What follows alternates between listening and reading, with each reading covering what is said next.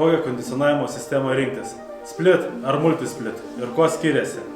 Multisplit sistemos yra, kai kelis vidinius blokus jungiame ant vieno išorinio.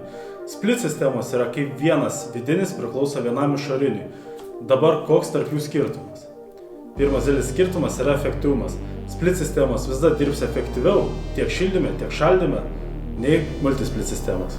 Beje, daugelis mano, kad statyti multisplit sistemą, tai reiškia kelis vidinius blokus ant vieno išorinio bloko yra pigiau, bet dažniausiai taip nėra. Dabar dėl ko?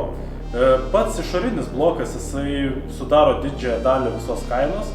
Kitas svarbus dalykas, kad pastatyti kelis vidinius ant vieno išorinio, dažniausiai reikia daug daugiau medžiagų, kas ir padidina visas tas sąnaudas.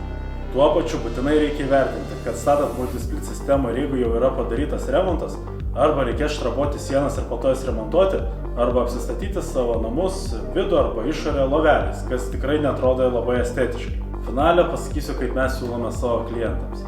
Jeigu dar remontas nepadarytas, įsirenginėjate namus ir jums svarbiausia yra šaldymas, tuomet tikrai svarstyčiau multisplit sistemą. Tačiau, jeigu svarbiausias dalykas jums yra šildymas ir nenorit savo namų apsistatyti loveliais arba štrapuoti sienų, tuomet siūlyčiau single split sistemą. Jeigu jums buvo įdomu, lauksiu jūsų užklausos ir maloniai atsakysiu visus jūsų klausimus. Arba galite tiesiog pasiekti šitą kanalą. Viso!